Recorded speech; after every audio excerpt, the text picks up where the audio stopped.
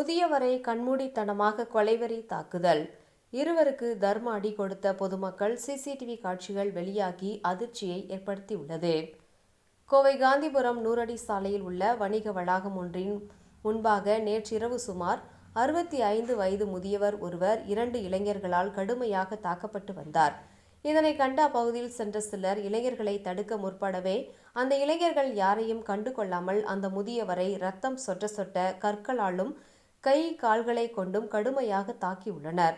இதையடுத்து அப்பகுதியை சேர்ந்த சிலர் துணிச்சலுடன் 2 இளைஞர்களையும் பிடித்து நிறுத்தவே அங்கிருந்த சில இளைஞர்கள் அந்த 2 இளைஞர்களையும் தர்ம அடி கொடுத்து தங்கள் கட்டுக்குள் கொண்டு வந்தனர். அதே வேளையில் முதியவர் ரத்தம் சொட்ட சொட்ட பகுதியில் ஓரமாக அமர வைக்கப்பட்டார்.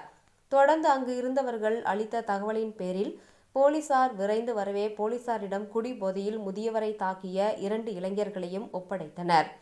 பின்னர் போலீசார் நடத்திய விசாரணையில் அந்த 2 இளைஞர்களும் நீலகிரி மாவட்டம் குன்னூர் அடுத்த அருவங்காடு பகுதியைச் சேர்ந்த திவாகரன் மற்றும் விஜய் என்பதும், கோவை காந்திபுரம் பகுதியில் அறை எடுத்து நண்பர்களுடன் தங்கி வரும் இருவரும் கிடைக்கும் வேலைகளுக்கு சென்று சம்பாதிக்கும் பணத்தை கொண்டு மது அருந்துவதும் அவ்வப்போது இதுபோன்ற தகராறுகளில் ஈடுபட்டு வருவதும் தெரிய வந்துள்ளது. இதேபோல தாக்குதலுக்கு உள்ளான முதியவர் வேலூரை சேர்ந்த ராமசாமி என்பதும் தெரிய வந்துள்ளது. தொடர்ந்து அதீத மதிபோதையில் இருந்த இருவரையும் காவல் நிலையம் அழைத்து சென்ற போலீசார் அவர்கள் மீது ஏற்கனவே ஏதாவது வழக்குகள் உள்ளதா, கோவையில் எதற்காக அவர்கள் தங்கி உள்ளனர் என்பது குறித்து தீவிர விசாரணையில் ஈடுபட்டுள்ளனர்.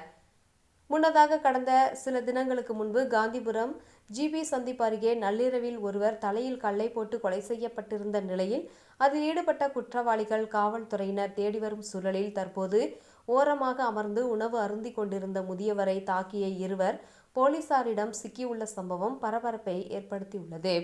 மேலும் அங்கு பொருத்தப்பட்டிருந்த கண்காணிப்பு கேமராவில் மது போதையில் முதியவரை தாக்கும் சிசிடிவி காட்சிகள் தற்போது வெளியாகி அதிர்ச்சியை ஏற்படுத்தியுள்ளது.